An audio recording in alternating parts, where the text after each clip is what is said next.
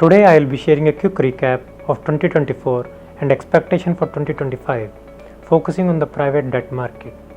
We saw a shift in investor appetite as yields in traditional debt markets moved downward and stock markets continue to remain volatile.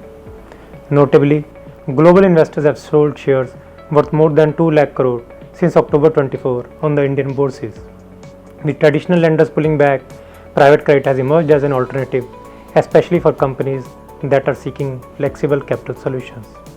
Globally, private credit continued its juggernaut with AUM crossing $3 trillion as per an estimate by EMA. With growing product innovation with launch of private credit ETFs by State Street, Virtus, Blonde Blocks and VanEck. Private credit market in India is estimated to be $20 billion out of total debt market of $2.7 trillion, highlighting the growth potential as India gallops towards $10 trillion economy. Our internal estimate point to a market opportunity of $100 billion. 2024 was the inflection year for private credit in India, with domestic credit funds surpassing the global funds for the first time with 63% of deal value and 61% of deal count out of total deal value of $9.2 billion in calendar year 24. M&A activities of $109 billion were witnessed in calendar year 24, with private credit playing a key role in the consolidation theme alongside providing solutions for capex, growth funding, working capital, etc. across multiple sectors.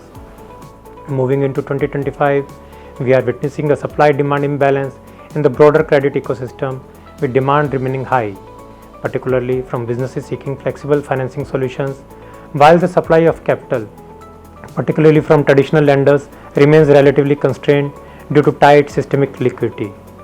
We foresee that the year ahead will be marred with uncertainty on account of Trump tariffs.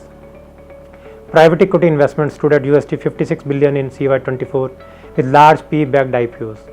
The ongoing market uncertainty will reduce the number of listings, so such pre-IPO, larger, well-capitalized companies will require customized capital solutions.